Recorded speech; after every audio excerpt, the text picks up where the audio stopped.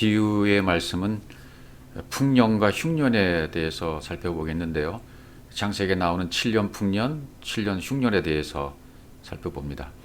그것을 살펴보기 위해서는 일단 꿈을 꾼 거지 않습니까? 그래서 꿈에 대해서 먼저 살펴봐야 되겠죠. 창세기 20장 3절, 그 밤에 하나님이 아비멜렉에게 현몽하시고 그에게 이르시되 내가 취한 이 여인을 인하여 내가 죽으리니 그가 남의 아내임이라, 이렇게 되어 있습니다. 여기 현몽하시고 꿈을 꾸셨다. 근데 꿈을 꿀 때에는 꼭 두 번 연거푸 꾸게 되어 있죠.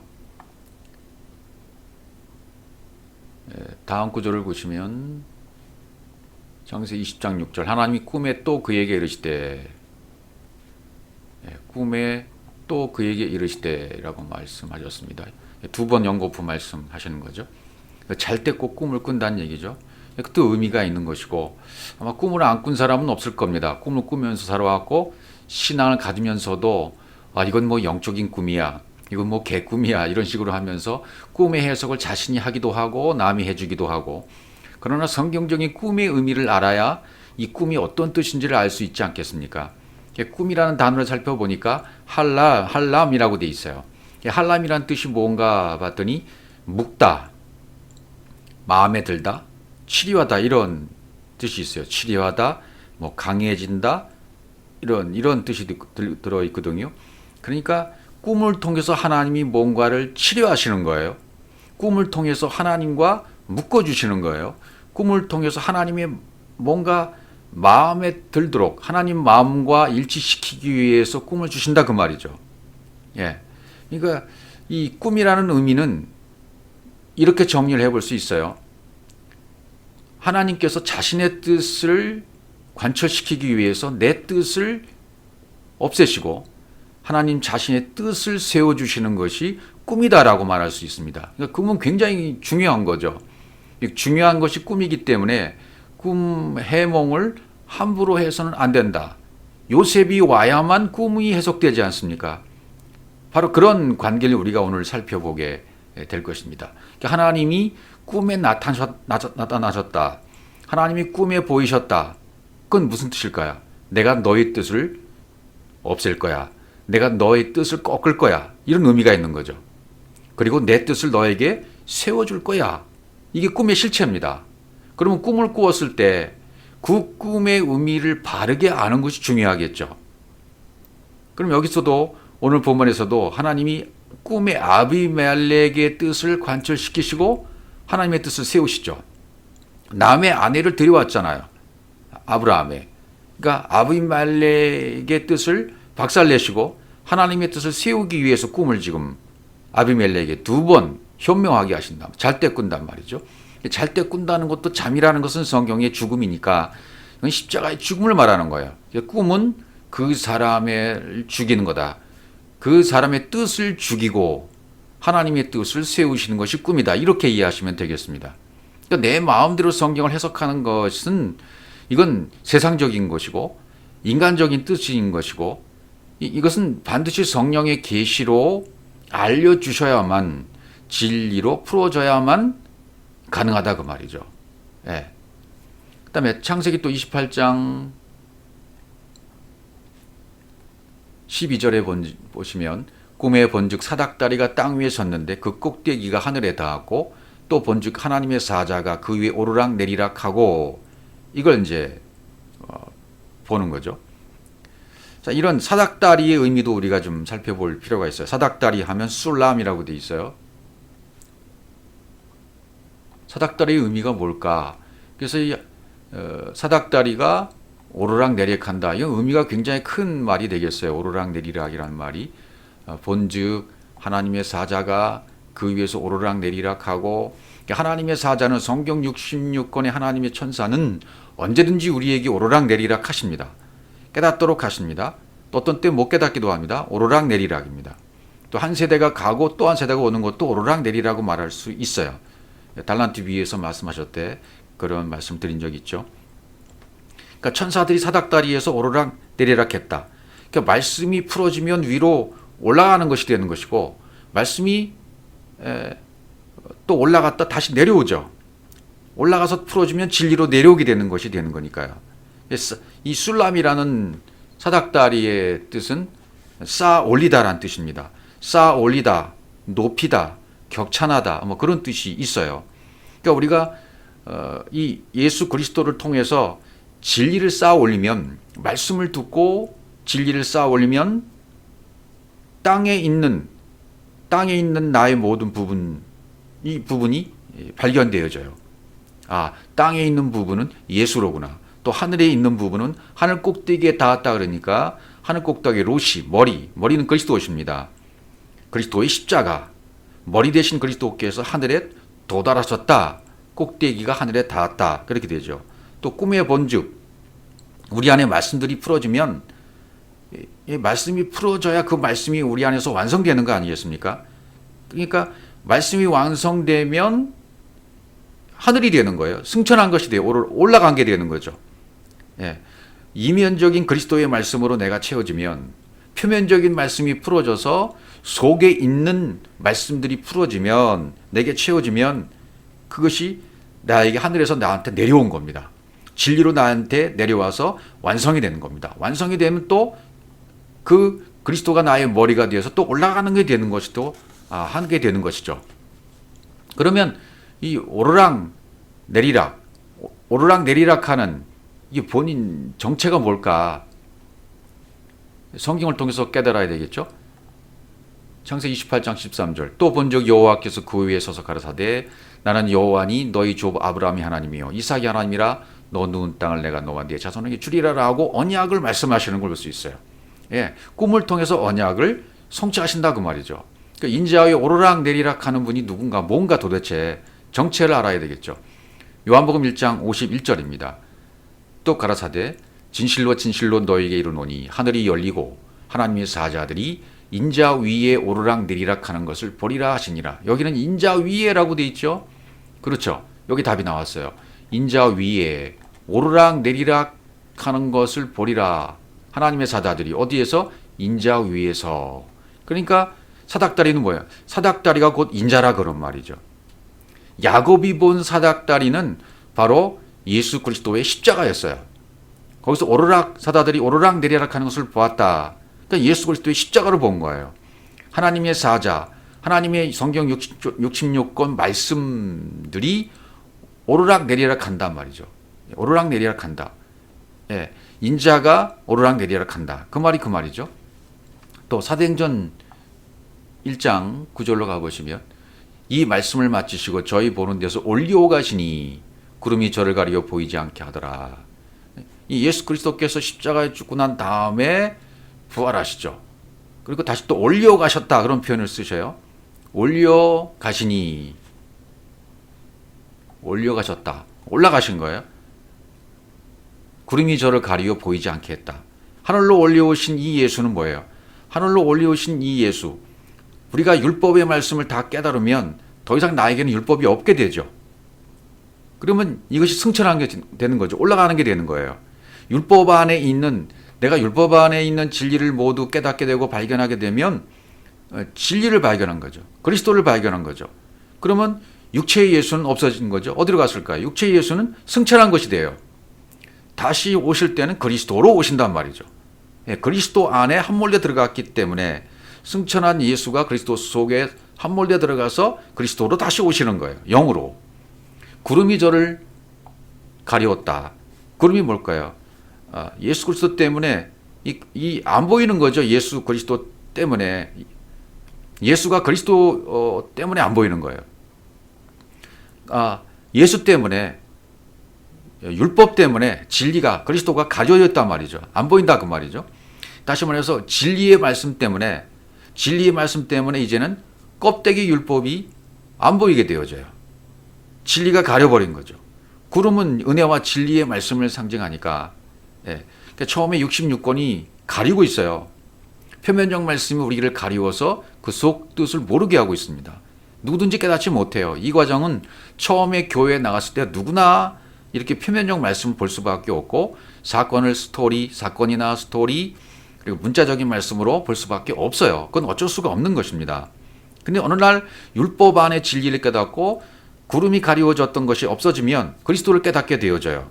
언약으로 발견되어지고 보이는 육체, 율법은 이제 안 보이게 되고 승천하게 돼요. 깨달았으니까요. 대신 그리스도가 내려오셨어요. 그리스도로 내려왔어요. 이 동시적으로 우리 안에서 일어난 일이란 말이죠, 이것이. 그래서 너희가 그 다음 구절을 보시면 올라가실 때에 제자들이 자세히 하늘을 쳐다보고 있는데 흰옷 입은 두 사람이 저희 곁에 서서 가로되 갈릴리 사람들아 어찌하여 서서 하늘을 쳐다보느냐 너희 가운데서 하늘로 올리우신 이 예수는 하늘로 가심을 본 그대로 오시리라.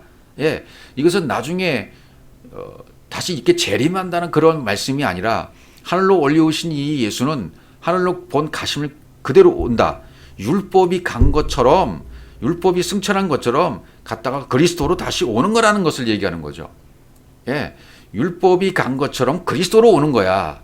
이렇게 말씀하시는 거란 말이에요. 이게 지금 이거 말씀 오해하면 안 되겠습니다. 그죠? 창세기 37장 6절 가보시면 요셉의 꿈이 나오죠. 요셉이 그들에게 이르되 청컨대 나의 꿈을 들으시오. 우리가 밭에서 곡식을 묵더니 네 단은 일어서고 당신들이 따는 네 단을 둘러서서 절하다이다. 꿈을 꾸게 돼요. 예. 그 다음 구절을 보시면 요셉이 다시 꿈을 꾸고 두 번 꾸죠. 꼭 꿈을 두 번 꾼단 말이죠. 물침례와 불침례를 상징하는 예수와 그리스도를 상징하는 거죠. 다시 꿈을 꾸고 그 형들에게 고하여 가로되 내가 또 꿈을 꾼즉 해와 달과 11별이 내게 절하더이다. 이렇게 얘기를 해요. 그러니까 요셉의 꿈은 지금 성경 66권의 이야기를 하고 있는 것과 똑같아요. 66권 안에 있는 진리 얘기를 하고 있는 겁니다. 그리스도를 얘기하고 있는 겁니다. 현실 너머에 있는 진리를 지금 얘기하고 있는 것이죠. 그러니까 땅의 사람들, 형제들은 미워할 수밖에 없어요. 예, 인간적인 차원으로 미워한다는 그런 말이 아니라 진리 차원에서는 받아들이고 겉의 차원에서는 반대를 하는 거예요. 예. 그러니까 겉의 차원에서 지금 깨닫지 못했기 때문에 받아들이지를 못하는 거죠. 내 자존심, 나의 의로움이 깨지는 것이 이제 꿈인데 첫 번째 꿈은 안목의 정욕을 죽이는 거고 물침례입니다. 곡식단이 덜하잖아요. 그걸 의미하고 있고 육신의 생각이 부인되어지고 두 번째 꿈은 이생의 자랑을 죽여서 완전히 박살내버리는 거예요. 불침례죠. 진리로 채워지는 걸 말하는 거죠. 그러니까 해와 달과 11별이 절한다라는 말은 뭡니까? 내가 오해한 말씀들이 전부 박살나는 것을 얘기해요. 내 안에 있던 모든 것들이 전부 절한다. 11별이 절한다. 이것은 내 안에 있는 모든 오해한 말씀들, 오늘은 귀신을 쫓고 내일은 병을 고치다가 제3일은 완전해지리라. 이것이 이루어지는 거죠. 말씀을 의미하는 거예요. 결국은 다. 말씀을 의미하는 거죠. 근데 이것은 이런 꿈을 꾸었지만 이런 꿈은 함부로 아무나 해석할 수 없잖아요. 그죠? 갈라디아서 3장 23절 보십시오. 믿음이 오기 전에 우리가 율법 아래 매인 바 되고 계시될 믿음의 때까지 갇혔느니라. 믿음이 오기 전에는 진리를 몰라요. 율법을 깨닫지 못해요. 꿈도 마찬가지입니다. 꿈을 해몽해 줄 수 있는 요셉이나 다니엘 같은 사람이 있어야 돼요. 요셉이 와야 되고 다니엘이 와야 되고 그들은 꼭 믿음을 상징해요. 믿음이 와야 돼요. 그리스도가 와야 돼요. 믿음이고 그리스도의 이름이니까 믿음이 오기 전에는 갇혀 있는 겁니다. 계시될 믿음의 때까지는 갇혀 있다 그런 말이죠. 그때까지는 율법에 매여 있는 바가 되는 거죠. 예, 여기 율법 아래 매여 있는 게 되는 거죠. 믿음이 오기 전에는요. 그리스도가 영으로 나에게 강림하시기 전에는 파루시아가 내 안에 오순절이 이루어져서 내 안에 파루시아가 이루어지기 전에는 나는 율법 아래 매인 바 되었다. 그리고 계시될 믿음의 때까지 갇혀 있는 거예요. 갇혀 있는 상태입니다. 그러니까 율법 안에 있을 때는 갇혀 있는 상태다 말이죠. 그럼 믿음이 오면 그리스도가 오면 그때는 해방되는 거죠. 예, 그러니까 계시가 와야 된다. 그러면 뭐 계속 말씀이 이렇게 갈라디아에서 기록되어 있죠. 이같이 율법이 우리를 그리스도에게로 인도하는 몽학 선생이 되어 우리로 하여금 믿음으로 말미암아 의롭다함을 얻게 하려 합니다. 이게 몽학 선생이다 말이죠. 그리스도에게로 인도하는 몽학 선생이다. 뭐가? 율법은 인도하는 몽학 선생이다. 율법의 그 원뜻은 뭡니까? 가르치는, 뭔가를 가르쳐 주고 있는 거예요. 손가락으로 진리 쪽을 가르치면서 율법 안에 있는 것을 우리가 배우게 되면 저것이 진리야, 저것이 진리야라고 가르치는 것이 바로 율법이란 말이죠. 노모스가 바로 그런 뜻이란 말이죠. 그러니까 믿음으로 말미암아 의롭다함을 얻게 된다. 몽학 선생에 대해서 깨닫게 되면, 그러니까 나의 생각으로 태어난 것이 첫 번째 거예요. 모학 선생이에요. 전부 첫 번째 것은 내 것입니다. 이 옆에 것으로 걷고 있는 거예요. 바르게 걷지 못해요. 그래서 말씀을 배운 다음에는 믿음이 오게 되고 믿음이 온 후로는 옆으로 걷지 않아요. 바르게 걸어요. 그래서 꿈은 의미를 품고 있어요. 하나님의 마음을 품고 나타난 것이 성경 66권이에요. 영원한 하는 나라, 영생을 품고 나타난 것이 성경 66권이요. 나타난 것이 또 이 세상입니다. 그래서 그 의미를 알게 되어지면 천국에 사는 것과 같고 모르면은 옥에 사는 것과 똑같은 것이 되는 거죠. 그래서 육신의 목숨이 뭔지를 알면 영원한 생명이 되는 거잖아요. 그러니까 나타난 것이 있고 품고 있는 의미가 있어요. 성경 66권 문자가 곧 예수입니다. 그렇죠? 율법이라고 합니다. 그것을. 그 안에 들어있는 것이 진리예요. 문자 안에 속뜻을 발견해야 되고 율법 안에 있는 진리를 발견해야 돼요. 영이라는 것이죠. 요셉이 먼저 꿈을 꾸죠. 그 후에 떡과 는장, 술과 연장이 꿈을 꾸죠. 예.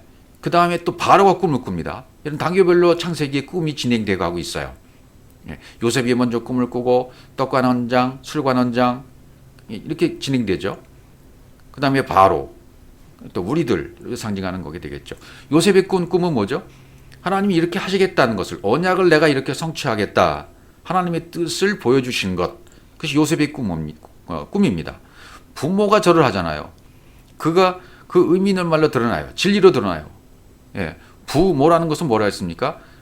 부, 아부, 엠. 하나님 아버지 성전의 의미로 부, 모, 흘러나오는 말씀, 언약의 말씀. 그러니까 부모는 전부 말씀을 얘기해요. 말씀을 상징하는 거죠. 예. 율법이 진리 앞에 절을 하게 되는 거죠. 율법을 다 깨닫게 되면 진리로 알게 되어지니까요.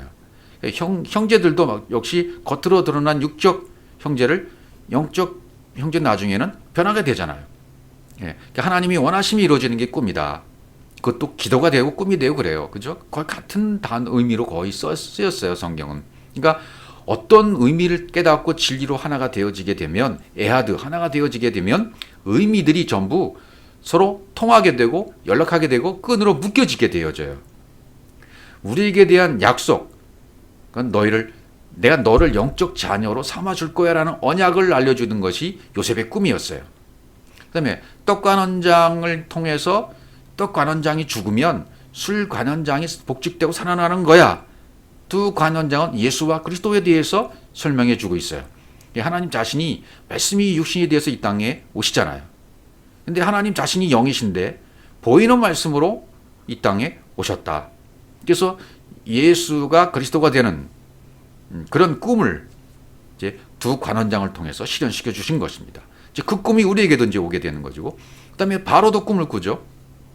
우리도 꿈을 꿉니다. 말씀을 들었어요. 진리의 말씀을 들으면 하나님으로부터 우리에게 말씀이 온 거예요. 근데 듣기는 들었는데 우리가 해석할 수가 없어요. 꿈을 꾸기는 꿨는데 꿈이 풀어지질 못해요. 예, 그러나 성령으로 오시면, 그분이 성령으로 내 안에 오시면 비로소 우리의 꿈이 풀어지게 돼요. 성령으로 오시면 내 뜻이 죽어지고 하나님의 뜻이 세워지게 되어져요. 그렇게 되면 나는 영의 사람이 되는 거죠. 그러니까 그렇게 되면 세상 사람들과는 내가 구별된 사람이 되는 겁니다. 천국을 살고 있는 사람이 되는 거죠. 성경 66권 문자의 말씀. 그리고 이것을 글자로 표현하면 우리가 글자를 읽을 때 오해를 할 수밖에 없습니다. 처음에 교회 나가서 성경을 무지무지 열심히 읽고 또 읽고 또 읽고 백독을 하고 청독을 해도 그 속뜻과 의미를 알지 못하면 아무 소용이 없잖아요. 왜? 우리의 마음이 아직 완악하고 부패해서 성경 66권 읽을 때 전부 내 뜻으로 내 의도대로 받아들이게 되어 있어요. 그때는요. 왜? 내가 아직 하나님과 하나가 안 됐기 때문에 죄인의 상태에 있잖아요. 목표에 빗나가요. 화살이 빗나가고 있는 상태에 있잖아요. 그러니까 말씀을 오해할 수밖에 없습니다. 그건 아주 자연스러운 것입니다. 근데 그분이 말씀이 육신이 되어서 말씀을 가르쳐 주세요. 예, 문자로 보면 안 된다. 이건 이런 뜻이야. 이건 이거 뜻이야. 라고 가르쳐 주셔요. 그렇게 가르쳐 주실 때 제자들에게 충돌이 일어나잖아요. 그럼 실족이 일어나요. 우리도 마찬가지입니다. 이 진리의 말씀을 들을 때 자꾸 충돌이 일어나면 그건 정상적인 것이고 아주 좋은 거예요. 자꾸만 충돌이 일어나야 돼요. 그래서 내 꿈이 파괴되어야 돼요. 내 뜻이 죽어져야 돼요. 내 육신의 생각이 포기되어져야 돼요. 예. 그렇게 되면 이제는 말씀을 바르게 볼 수 있는 눈이 생겨지게 된다. 그러니까 듣는 사람은 진리를 듣는 만큼 자꾸 자기 육신의 생각, 잘못된 생각, 오해된 생각들이 전부 낭비되는 거, 없어지게 되는 거죠. 우리가 이거 누가복음에서 이미 허랑방탕이라는 의미를 살펴본 적이 있었죠.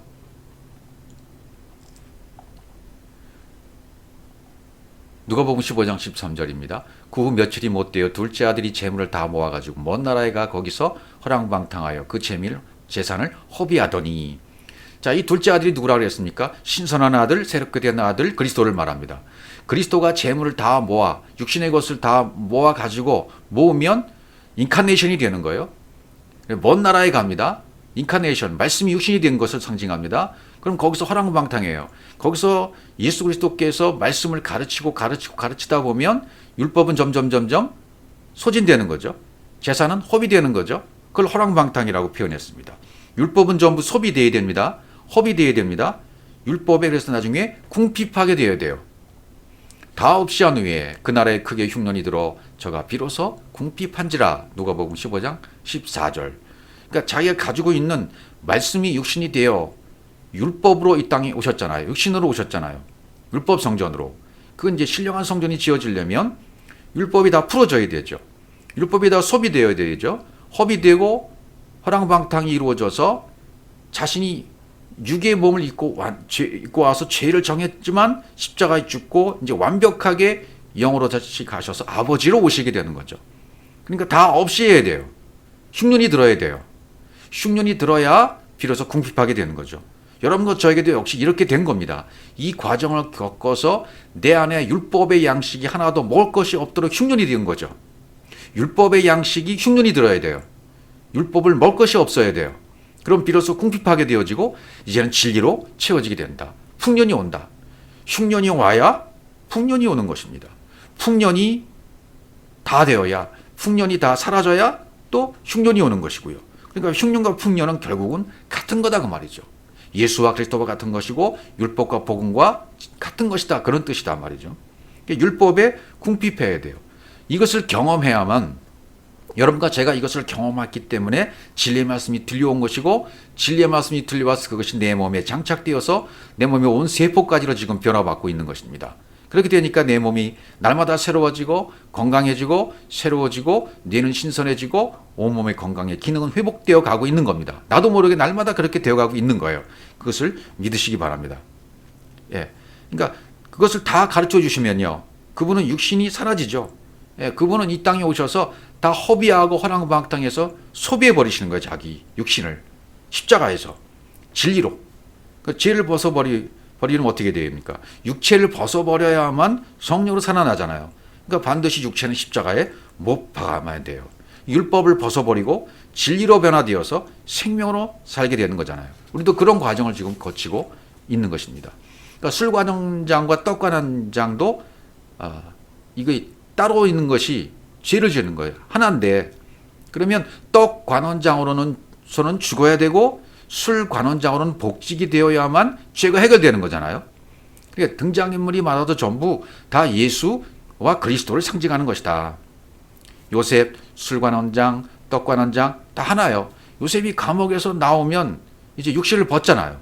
영의 사람이 되는 거죠. 바로에게 있어서도 이 요셉이 오기까지는 바로는 광야의 삶을 사는 사람이나 똑같아요. 그렇게 해서 바로가 깨닫는 것이 이제 부활을 깨닫게 되고 부활하게 되고 영이 오게 돼요. 요셉이 감옥에서 나가는 것이, 요셉 입장에서는 감옥에서 나가는 것이 부활이에요. 바로 입장에서는 꿈을 깨닫게 되는 것이 부활이에요. 어떻게 꿈을 깨닫게 됩니까? 진리인 영이 와서, 요셉이 와서 깨닫게 해주잖아요. 그걸 상징하는 거죠. 반드시 우리에게도 영이 와야만 꿈을 깨닫게 되어지고 비로소 예수가 그리스도였구나 깨닫게 되고 그리스도로 부활하게 된다고 말이죠. 예. 그러니까 구약 성경에서도 노아 같은 사람도 그리스도만 알아요. 진리만 알아요. 노아도 마찬가지. 아브라함, 이삭, 야곱 전부 이들도 전부 예수님의 부활이 있기 전에도 이미 그 부활은 의미상으로 있는 거예요. 의무상으로 실제적으로 필요하기 때문에 역사적으로 그분이 오셔서 그렇게 한번 모범으로 실제적으로 보여주신 것입니다. 확증을 해주시는 거예요, 예수님이. 그래서 이 땅에 오신 사건이 인카네이션 아닙니까?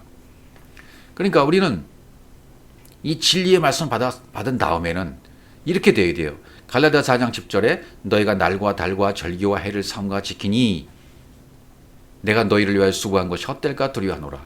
이 날과 달과 절기와 해를 지키면 안 된다 그 말이죠. 아직도 절기를 지키는 신앙이라면 바울이 헛되이 가르쳤다는 거예요. 여러분과 제 안에 이 부활이 이루어졌다면, 그리스도의 부활이 이루어졌다면, 다시 말해서 내 안에 오순절이 이루어졌다면 어떻게 된 겁니까? 이제는 내가 안식에 이른 거예요. 율법에서 해방된 겁니다. 영의 법으로 해방된 사람입니다. 그러니까 절기를 지킬 필요가 없는 거예요. 일요일 날을 주일날로 정해놓고 예배드리는 그것도 의미상으로 없어져야 돼요. 이제는 월요일 날도 안식일이고 화요일 날도 안식일이고 수요일 날도 주일이고 모든 요일이 전부 주일이라 그 말이죠. 이 의미가 확 여러분에게 들어와 오셔야 돼요. 주님 그래서 40일 동안 의미상으로 지상에 계시다가 영으로 올라가셨어요. 광야 40, 의미상으로 주어진 40년입니다. 어떤 사람은 40년, 어떤 사람은 50년, 어떤 사람은 30년이 될 수 있겠죠. 의미상의 광야의 40년이 우리에게 이루어져야 돼요. 내가 알고 있는 율법의 말씀이 전부 진리의 말씀으로 전환되는 시기가 바로 광야의 시기입니다. 이 광야 40년은 아는 영으로 좀 바뀌어가고 있죠. 근데 육과 영이 혼합되어 있는 기간이에요. 진리의 말씀이 들어와서 깨달아졌다가 다시 율법의 말씀이 이게 이건가? 혼합돼 가지고 혼미하기도 하고, 그러니까 진리의 말씀을 듣는 분들이 이 단체에 갔다가 저 단체에 갔다가 이 사람의 말씀을 들었다가 저 사람의 말씀을 들었다가 이 사람이 바른 것 같아. 아니 저 사람은 좀 아닌 것 같아. 자기가 판단하잖아요. 여러분 우리가 판단할 게 아무것도 없어요. 전부 과정이기 때문에 여러분들에게 필요한 사람들을 만나게 하시고 필요한 사람을 만났다가 또 다음에 또 필요한 사람을 또 만나게 하시는 것 뿐이에요. 다 필요한 사람들입니다. 잘못됐다고 말씀하지 마십시오. 그 사람에게도 과정이 있는 것이고 나에게도 과정이 있는 것이고 그래서 필요에 의해서 만난 것 뿐이에요. 그러니까 누구를 심하게 질책하거나 판단하거나 판단해서 포청촌에 작두를 내릴 필요는 없다 그 말이죠. 그것은 내가 아직도 사랑의 관점으로 보지 못하고 육의 관점이 남아있기 때문에 이건 자기 법으로 판단하기 때문에 남아있기 때문에 그래요. 자기 법에 판단하는 것이 남아있다면 아직은 사랑의 법이 안 됐다는 증거예요. 누구를 내가 판단하고 있다? 너는 선이야, 너는 악이야. 정치인들을 보면서 이 사람은 바라, 이 사람은 틀려 라고 판단하고 있다면 그것도 바르지 않는 것입니다. 우리에게는 사랑의 관점만 있는 거예요. 왜 그것을 이 땅에서 우리에게 보여주시는가? 그것을 통해서 영적으로 나에게 적용을 하라는 거예요. 율법과 진리로, 예수와 그리스도로. 그럼 나중에 사랑의 관점만 보이면 이 세상의 우주 만물과 이 땅에 있는 모든 지구상의 모든 사람들과 정치인들과 스포츠맨들과 어떤 사람들도 전부 사랑으로 보게 되고 또 똑같은 나와 같은 형제로 똑같은 영 있는 사람으로 바라보게 된단 말이죠. 부모와 형제와 처자를 미워하지 않으면 내 제자가 되지 못하리라. 보는 관점이 다 바뀌어져야 돼요. 부부 관계도 자녀 관계도 자식과 부모의 관계도 형제 관계도 이웃 관계도 지인과의 관계들도 이제는 다 여러분들이 진리를 통해서 바뀌어지셔야 됩니다. 그것을 깨닫는 순간 혈통의 모든 관계를 깨닫는 순간 그 사람은 진리의 말씀이 세워져서 불침례를 받아 진리의 세계 속에서 진리의 말씀을 전할 수 있는 말씀의 칼날이 이제는 주어지게 되는 거예요. 그러니까 바로에게는 요셉이 들어가면 성령 강림절인 거예요. 여러분에게는 그리스도의 영이 오면 성령 감림절인 거예요. 영이 온 거예요. 그러면 꿈이 해석되어져요. 그러니까 꿈이 해석되려면 일정한 어떤 원리와 과정이 있었다는 것을 우리가 알아야 됩니다. 하나님이 우리를 먼저 택해 주시죠. 우리를 불러주셨죠. 그리고 예수 그리스도의 성육신이 있으셨죠. 인카네이션이 있었습니다. 우리도 똑같아요. 그렇게 해서 이 땅에 왔습니다. 이거 들어온 말씀이 율법이었습니다. 예수였습니다. 문자 66권이 들어왔습니다. 그것이 내 안에서 부활해야 돼요.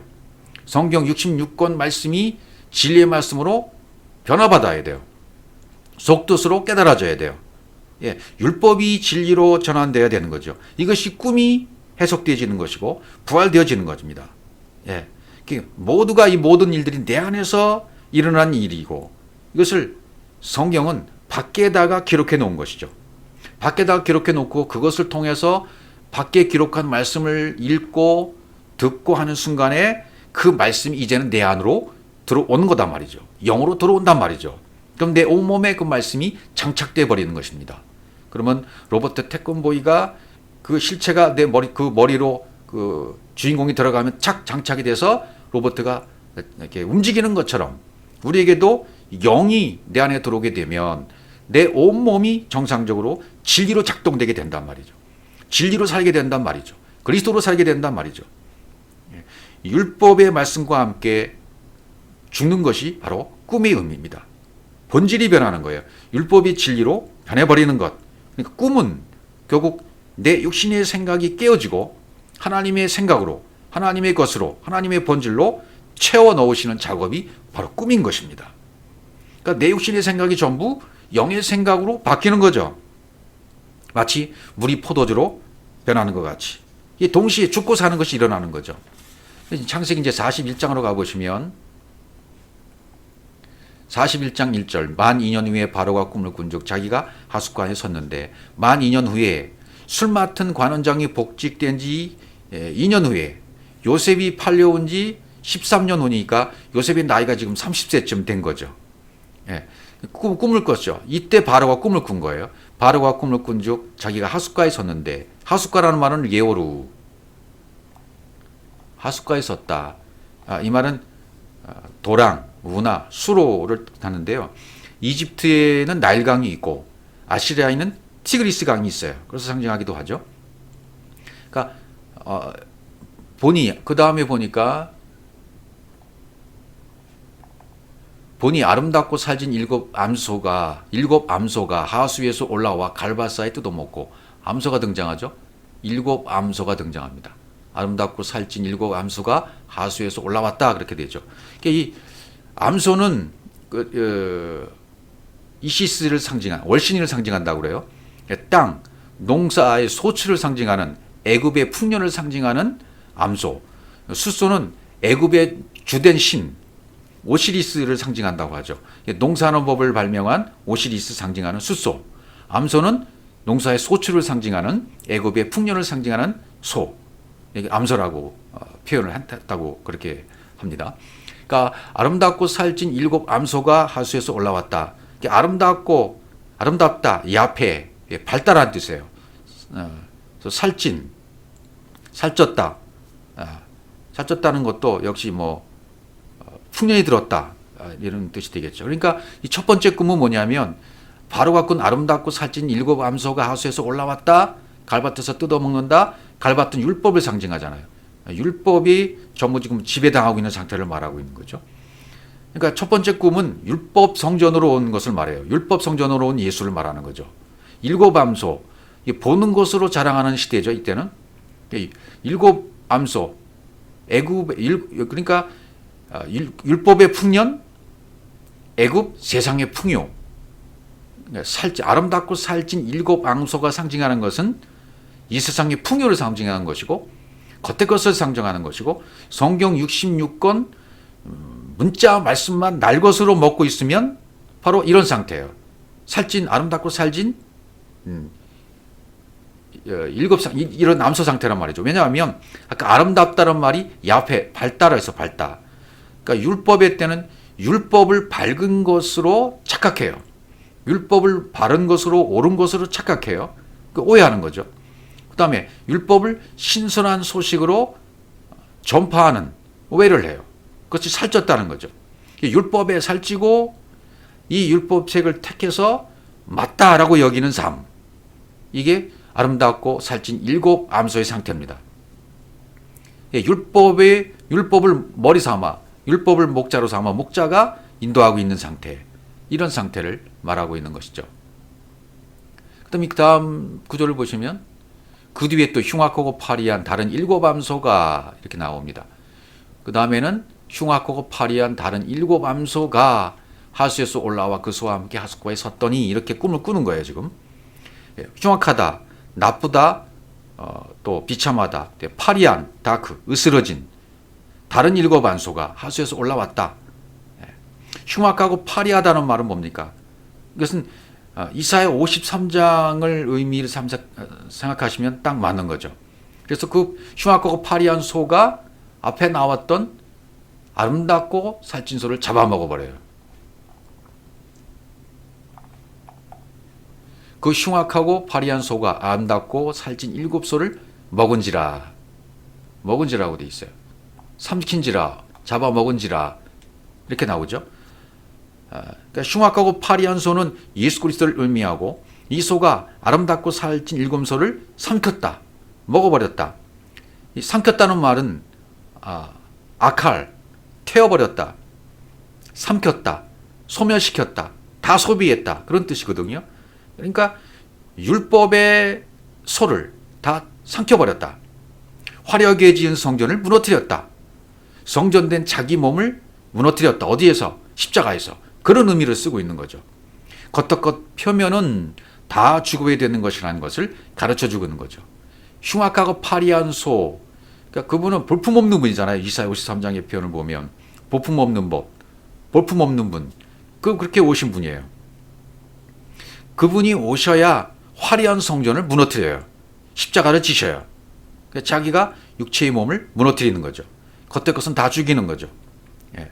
그러니까 율법의 양식을 다 소비하고 허비하고 무너뜨리면 성전을 허문 하나님의 마음을 깨달을 때가 오는 거예요. 이게 하나님의 마음이었구나. 왜 이것을 무너뜨려야만 하시는지, 첫 번째 성전은 왜 무너져야 되는지, 첫 것은 왜 폐해져야 되는지, 그리고 둘째 것으로 세워진다는 의미가 무엇이구나 라고 이제 깨달을 때가 온단 말이죠.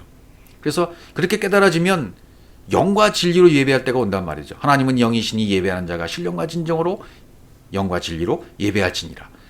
반드시 내가 영이 되어져야 이러한 화려하게 지은 내 육체가, 화려하게 지어졌던 내 육체의 율법의 성전이 무너져야만 영의 예배를 드릴 수가 있다는 것입니다. 겉의 것을 다 무너뜨리는 이유는 내 심령이 가난하게 되면, 푸토코스의 심령이 되어지면 하나님이 아니면 나는 살지 못합니다. 하나님의 진리의 말씀을 먹지 못하면 나는 죽습니다. 하나님의 진리의 말씀을 오늘도 주시지 않으면 나는 살 수가 없어요 라고 고백하는 그 심령, 그 푸토코스의 마음에 하나님께서 의로 여겨주시는 겁니다. 복으로 여겨주시는 것입니다.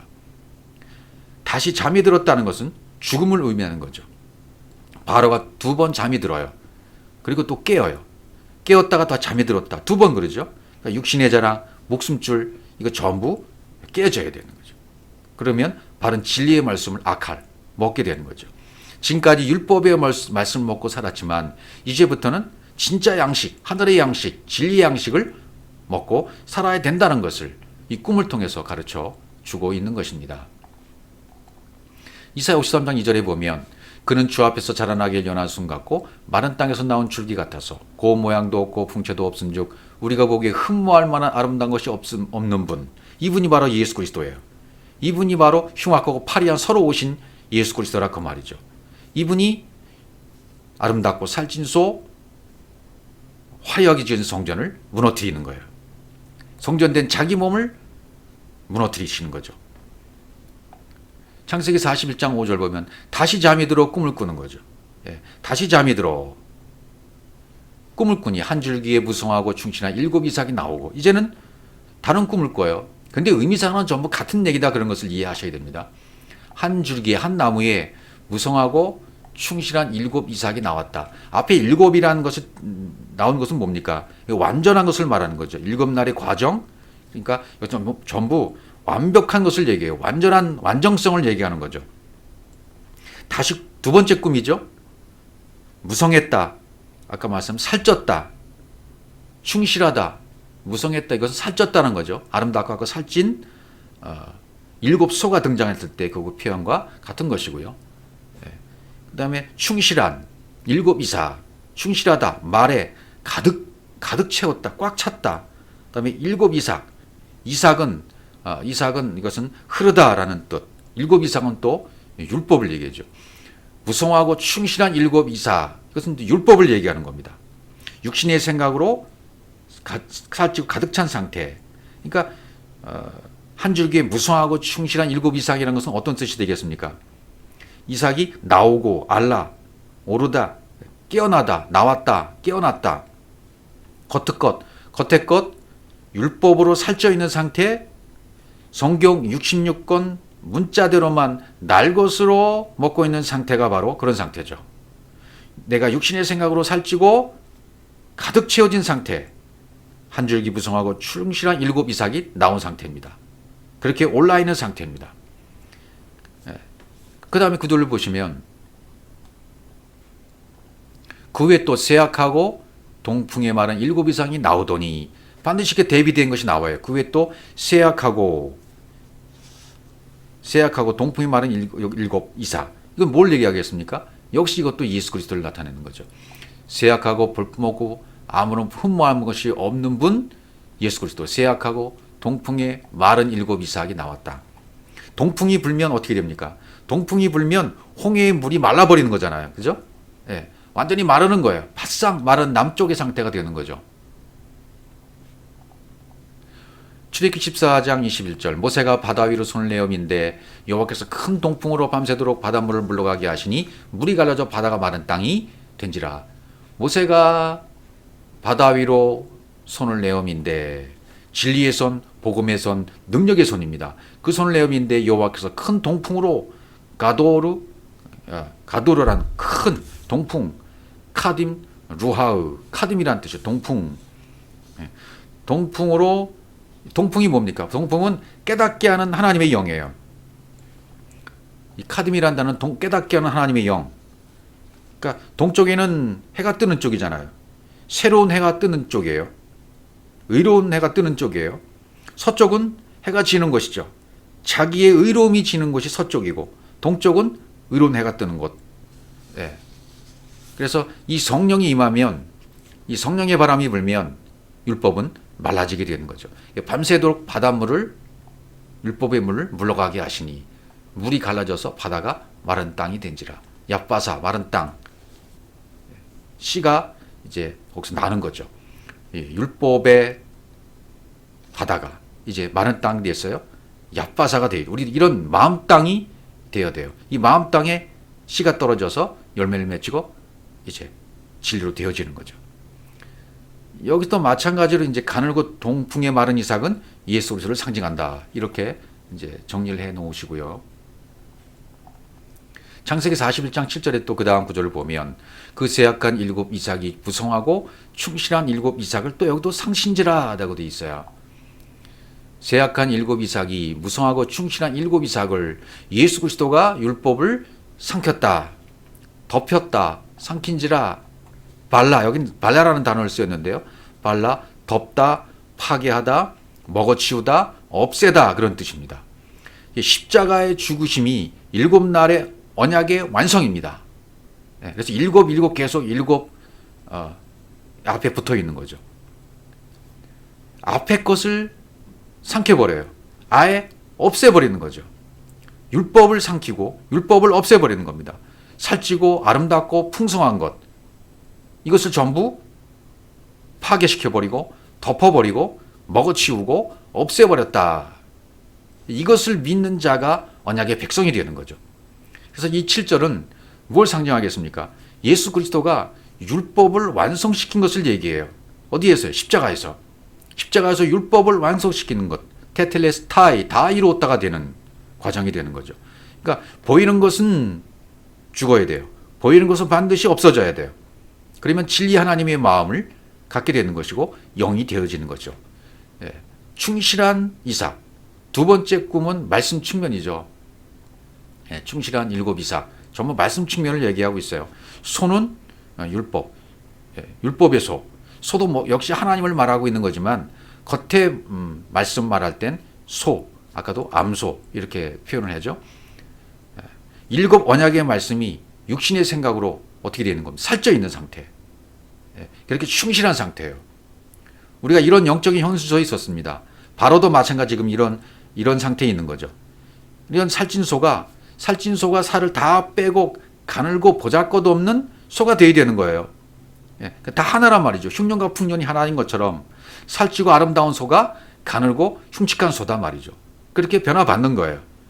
예, 살쪄있던 육신의 생각이 죽으면 영의 진리의 생각으로 진리의 영으로 바뀐다. 율법 성전이 처음에 얼마나 화려합니까? 보기 좋습니까? 그러면 그 율법 성전이 무너지면 나중에 내 마음의 성전이 지어지게 되잖아요. 허물어지면 보잘것없게 되는 거죠. 살찐 말, 막 율법의 말, 찬란한 말, 허황스러운 말, 이게 율법이에요. 그런데 두 번째 파리하고 가는 암소는 예수 그리스도를 상징하잖아요. 그럼 내 언어도 바뀌어요. 보잘것없고 파리한 말. 그러나 그 말이 진리거든요. 그럼 말이 되어버리면 이제 완전히 바뀌어진 거죠. 이삭이란 말은 시볼, 이삭이란 말은 시볼, 곡식 또는 시냇물, 가지 그런 뜻을 가지고 있습니다. 곡식이니까 양식, 먹는 양식을 말하는 거죠. 이삭은 시냇물, 진리의 물 뜻하는 것이고 가지에서 또 열매가 나오니까 이 모든 것이 다 말씀을 얘기해요. 포도나무라고 하는 한 줄기에서 지금 한 나무에서 좋은 7가지가 있고 나쁜 7가지가 있다. 그렇게 또 설명할 수가 있겠죠. 좋은 것이 있고 나쁜 것이 있다. 네. 나쁜 가지는 모아다가 불사른다. 왜? 예수 자신, 율법을 의미하고 있기 때문에 살찐 것은 없어져야 된다. 그래서 가지는 가지를 쳐줘야 되잖아요. 그래서 요한복음 12장 1절에서 가지치기의 의미를 그렇게 설명해 주고 있죠. 물은 내게 과실을 맺지 않은 가지는 아버지께서 이를 제해 버리시고, 무릇 과실을 맺는 가지는 더 과실을 맺게 하여 이를 깨끗게 하시느니라. 가지치기를 얘기하고 있는 거죠. 가지는 쳐줘야 돼요. 첫 번째 것 하갈과 이스마엘은 쳐내잖아요. 가지치기를 하는 겁니다. 우리 안에도 첫 번째 것 율법의 가지, 아름답고 충실하고 살쪘던 이런 모든 육신의 가지는 베어져 버리고 가지치기를 당해야만 된다는 것을 말씀해 주고 있습니다. 또 창세기 41장 25절로 가보시면 요셉이 바로에게 고하되 바로의 꿈은 하나이라 하나님이 그 하실 일을 바로에게 보이심이라 이렇게 말해요. 바로의 꿈은 하나다. 요셉이 이제 설명을 해줍니다. 해석을 해줍니다. 하나님의 응답은 항상 평강이죠. 좋은 것이죠. 그 꿈은 하나님이 하실 일을 나타냈기 때문에 하나라는 겁니다. 두 가지 꿈이 하나라는 얘기예요. 하나님이 하실 일을 알게 되면 그것이 안식이고 평강이고 좋은 것이고 토부이고 그것이 전부 에하드 하나인 것입니다. 선한 것과 악한 것, 전쟁과 평화, 또 뭐 병든 것과 또 약한 것 모든 것이 하나예요. 하나님이 하실 일 때문에 이 모든 것이 하나로 돼가고 있어요. 겉으로 세상을 보고 겉으로 우주 만물을 보면 거친 풍랑이고 나쁜 것뿐이고 나쁜 사건 투성이지만 그러나 그 풍랑 안에는 안식이 있고 고요함이 있고 진리가 있다는 얘기죠. 이 땅에 일어난 모든 사건들 속에는 풍랑 속에는 안식이 있는 거죠. 그것을 볼 수 있는 눈이 진리 있는 사람들에게는 보여져야 돼요.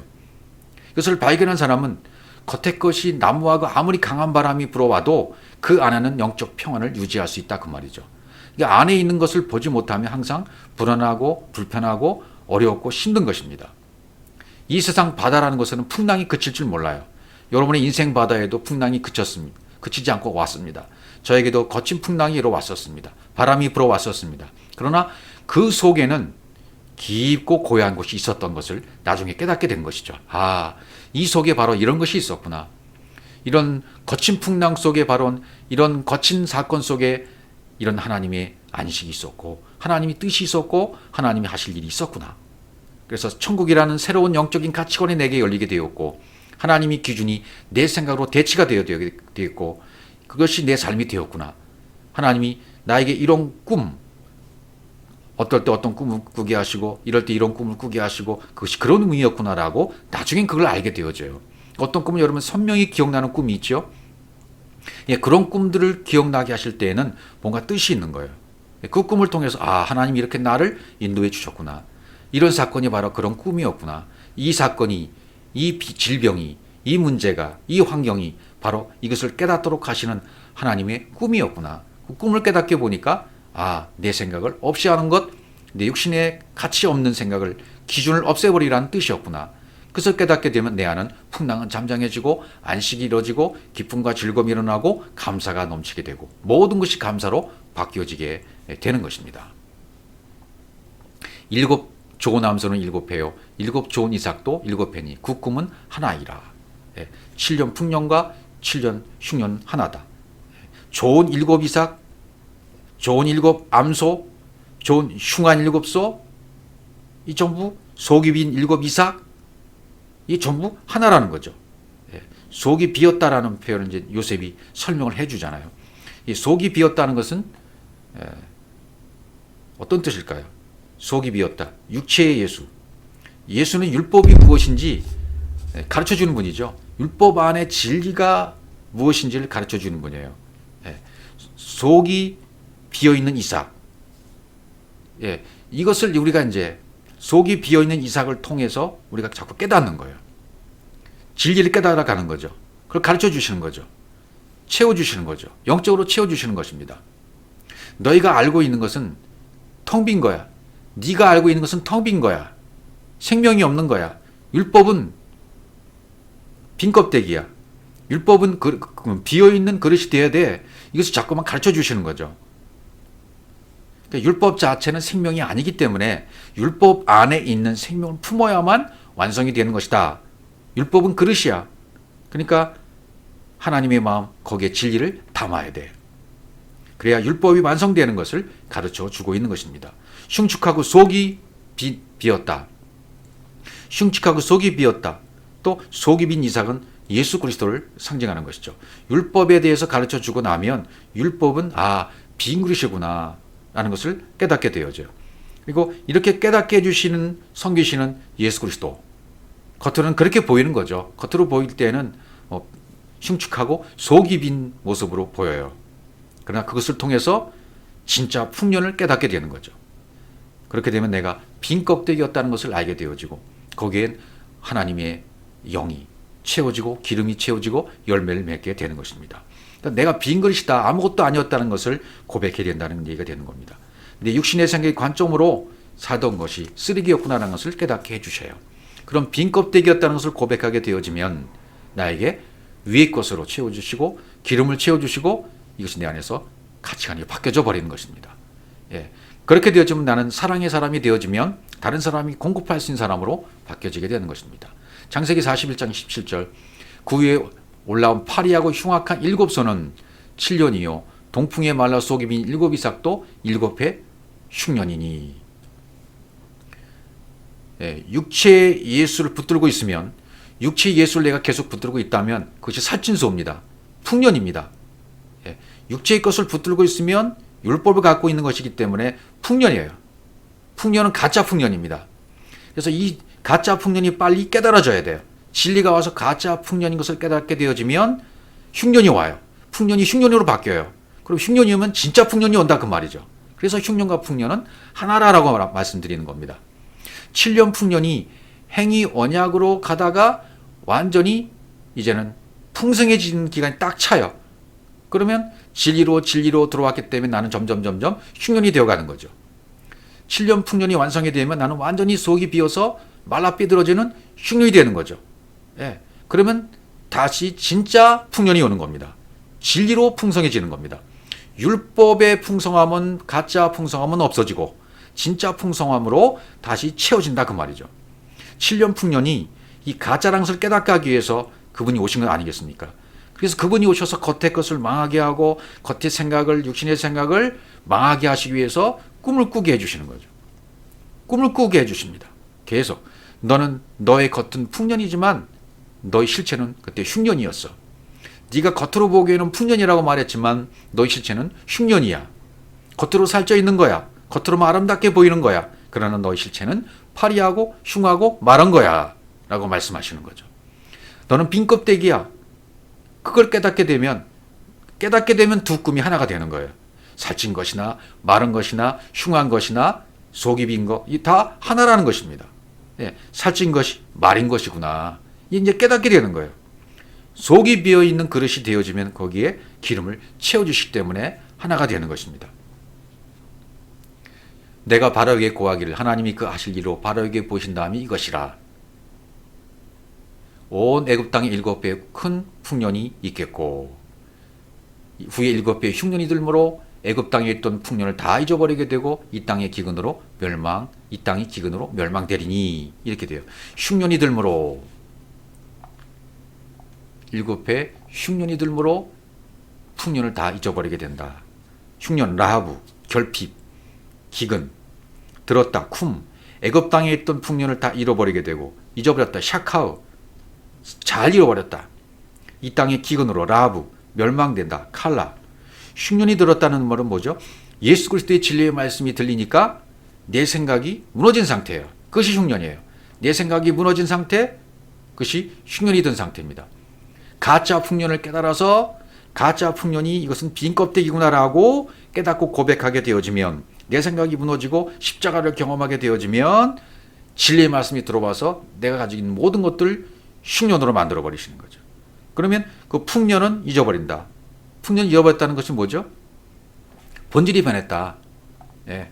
풍년을 다 잊어버리게 되면 내 생각, 내 기준, 내 가치관이 다 진리로 바뀐 거예요.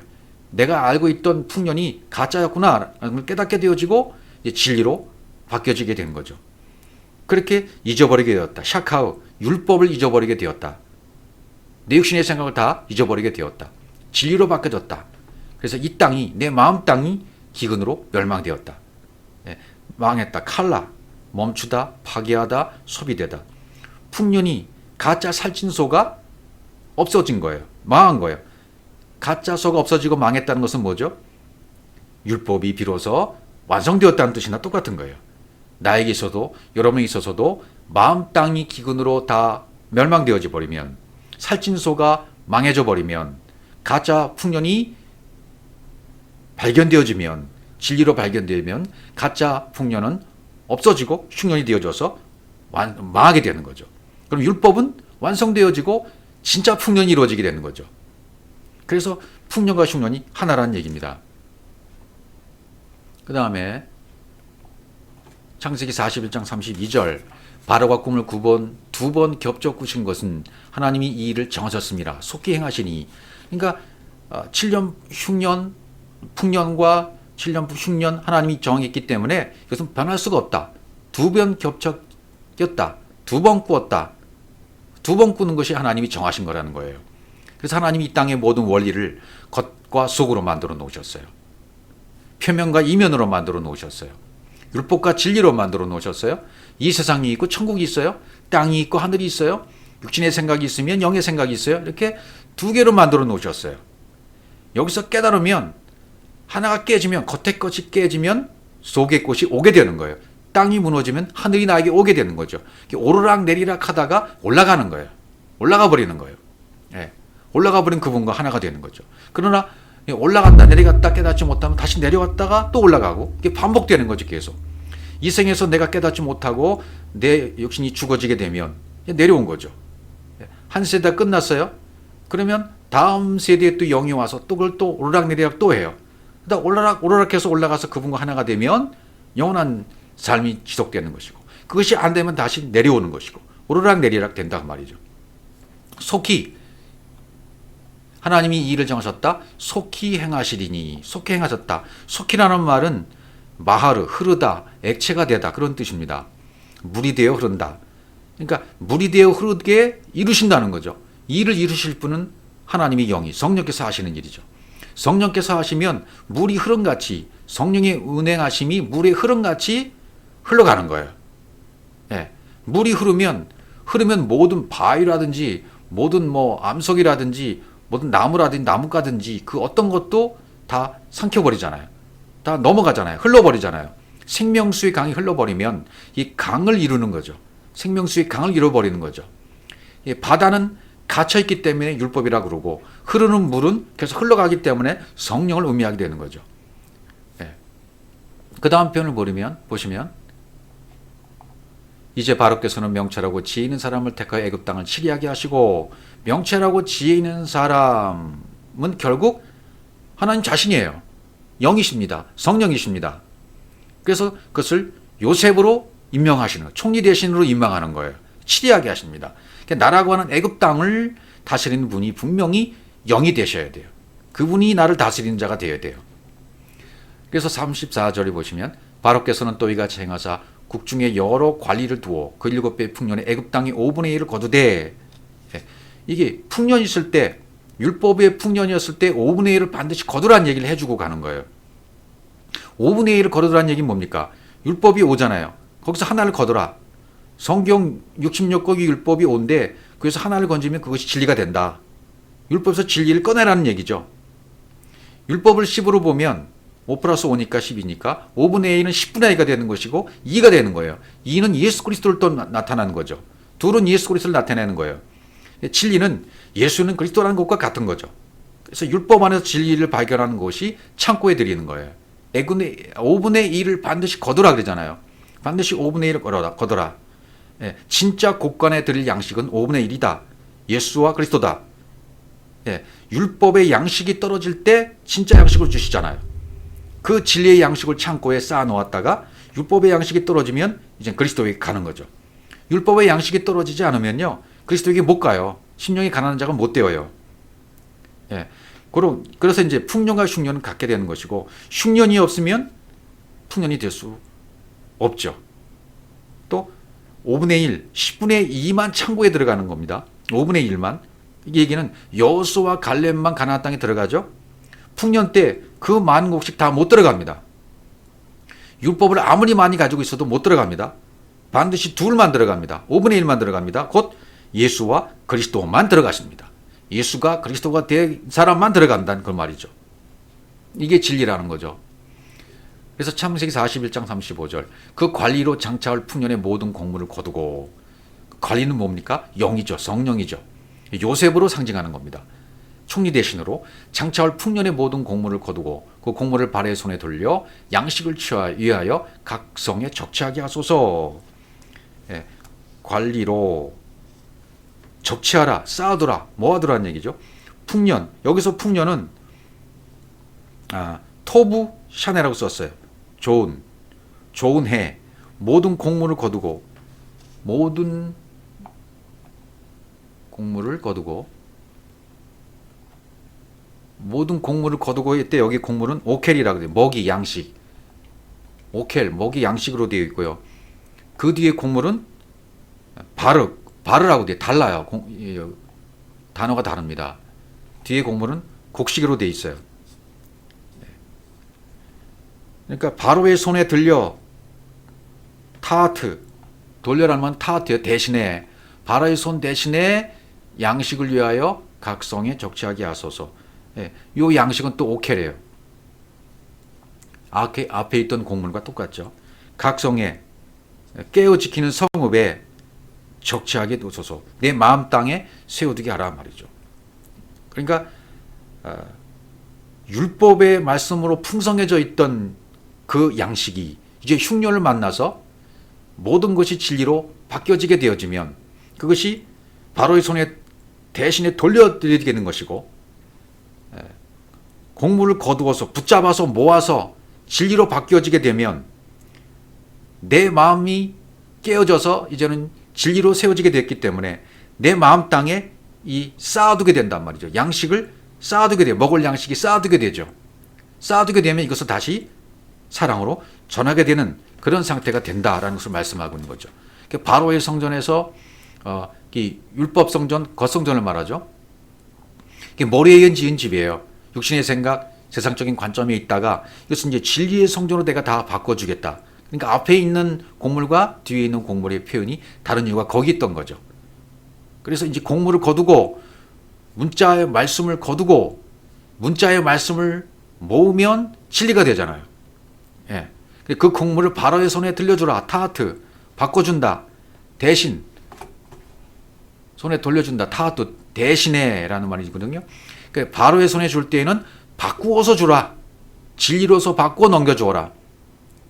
각 성의 마음 성전에 쌓아두라. 진리의 말씀으로 쌓아두라. 진리의 말씀으로 쌓아두어 이것을 나중에 풀 때가 오죠. 하나님 때가 되면. 36절, 이와 같이 그 곡물을 이 땅에 저장하여 애굽 땅에 임할 7배 흉년을 예비하시면 땅이 이 흉년을 인하여 멸망치 아니하리니. 저장하라. 이 땅에 곡물을 저장하라. 파카돈, 공탕물, 넘겨진 것, 그런 뜻입니다. 임하다, 하야, 존재를 말합니다. 7배의 흉년을 예비하시면 하야입니다. 존재입니다. 내가 존재가 되는 것을 얘기해요. 땅이 이 흉년을 인하여 멸망치 아니리다. 카라트, 멸망치 않다. 베어냄을 당하지 않는다. 그런 뜻이에요. 그러니까 이 땅에 저장하여 피카돈, 임명된 것, 소집하다, 보살피다, 수여하다, 부여하다, 계산하다. 율법이 진리로 계산되어서 깨달아지면 이 말씀을 저장해라. 제비 뽑아서 우리가 아들 됐죠? 이 아들 된 것을 저장해라. 율법에 있는 생명의 말씀, 진리의 말씀을 뽑아서 이것 저장해라는 말씀이죠. 그러니까 문자 안에 흐르고 있는 이면의 말씀 있죠? 그 이면의 말씀을 취해서 내 것으로 삼아라. 그리고 그것을 저장해 놓아라. 그러면 땅이 이 흉년을 인하여 멸망치 아니하리라. 우리 마음 땅이 육신의 생각이 이제는 망하지 않게 된다. 육신의 생각이 배어냄을 당하고 진리의 생각, 영의 생각으로 세워지기 때문에 이제는 결코 망하지 않는다. 겉의 성전이 무너지는 것이 다시 또 세워지는 거잖아요. 첫 번째 것이 무너지면 두 번째 것으로 세워지는 것입니다. 그 흉년 때문에 이제 망하는 것이 아니라 성전에 새로 들어온 것, 저장한 진리 때문에 진리로 인해서 이제는 너희 마음이 땅이 망하지 않는 거예요. 진리의 말씀이 자꾸 들어오니까 자꾸 흉년 돼서 완전히 없어졌다가 다시 풍년이 되는 거였지 않습니까? 그러니까 바로의 꿈 성경 66권 이것이 이제는 해석이 되는 거예요. 해석이 되어지면 안식이죠. 7날의 언약을 완성으로 되게 역사해 주십니다. 그래서 율법으로 충만한 상태가 7년 풍년이 있었던 때인데 이때는 내 의로 내가 주인 되고 내가 머리가 되었던 상태였었어요. 그러면 7년 흉년이 오게 돼요. 그럼 진짜 죄가 뭔지 깨닫게 되는 거죠. 7년 풍년이 꽉 차게 되어지면 이제는 풍년 가짜라는 것을 깨닫게 되고 흉년이 오게 되는 거죠. 7년 흉년이 오게 되는 거죠. 그럼 진짜 진리가 내 속에 들어오게 되어지면 이 가짜 풍년이었던 것이 이제는 진짜로 바뀌어지게 돼요. 나의 세상적인 관점과 나의 의로움을 살았던 나의 모든 기준들이 전부 죄가 없어져요. 장애물이 다 없어져요. 잠겨버려요. 물에. 생명수의 강물에 잠겨버리게 되는 거죠. 그러면 사랑의 양식으로 나는 살아가게 되어지는 것입니다. 41장 53절 창세기 애굽 땅의 7배의 풍년이 그쳤다. 칼라. 그쳐야 되죠. 7배의 풍년이 그치고 끝났다. 성취됐다. 소모됐다. 율법은 전부 소모가 된 거죠. 허랑방탕이 되었다. 끝난 거죠. 율법이. 7배의 풍년이 그쳐야만 그 다음에 진짜 풍년이 오는 거예요. 흉년이 오고 그 다음에 흉년이 들기 시작하는 거죠. 풍년이 그치면 그 다음에 흉년이 들기 시작이 돼야 돼요. 7년 흉년이 와야 되는 거죠. 요셉의 말과 같이 7배의 흉년이 들기 시작하면 되잖아요. 요셉의 말과 같이 7배의 흉년이 들기 시작했다. 시작했다는 할랄, 구멍을 뚫다, 상처를 입히다. 그런 뜻이에요. 각국에는 기근이 있으나 애굽 온 땅에는 식물이 있다. 레헴, 식량, 빡, 떡덩이, 고기, 뭐 그런 걸 뜻하죠. 레헴. 그것은 삼키다, 먹다, 전쟁하다, 승리하다는 단어에서 왔어요. 하나님이 여호와의 전쟁을 주시는 이유는 뭡니까? 내가 너희를 위해 싸우리니 너희는 가만히 있을지니라. 출애굽기 14장 14절 같은 말씀에도 왜 전쟁을 말씀하시고 가만히 있으라고 말씀하실까? 그러니까 전쟁이라는 의미는 뭡니까? 전쟁이라는 의미는 거기 먹다라는 의미가 있어요. 싸운다라는 의미는 내가 너에게 먹을 것을 줄게 그런 뜻이 있어요. 전쟁을 해서 너에게 진짜 먹이를 줄게. 그럼 너는 가만히 있어. 가만히 있으라는 뜻은 무엇이 있습니까? 가만히 있으라는 것은 율법에 대해서는 벙어리가 되고 벙어리가 되다는 뜻이 있어요. 가만히 있으라는 뜻에는 벙어리가 되다. 그러나 진리에 대해서는 되새김질해라, 새김질해라. 그런 의미가 가만히 있으라는 뜻이에요. 율법에 대해서는 이제는 완전히 벙어리가 되어지고 진리에 대해서는 계속 말씀을 되새김질하는 상태. 그것이 가만히 있는 상태라 그 말이죠. 예, 그때 여호와의 전쟁이 있습니다. 하나님이 싸워주십니다. 하나님이 싸워주시면 먹을 양식을 주신다는 뜻이에요. 먹을 것을 주신다는 거죠. 예, 율법의 풍성한 양식은 이제 그쳤습니다. 풍년이 그치고 나니까 흉년이 들고 기근이 들어서 애굽 온 땅에만 양식이 있습니다. 예, 흉년이 들고 기근이 들어야 돼요.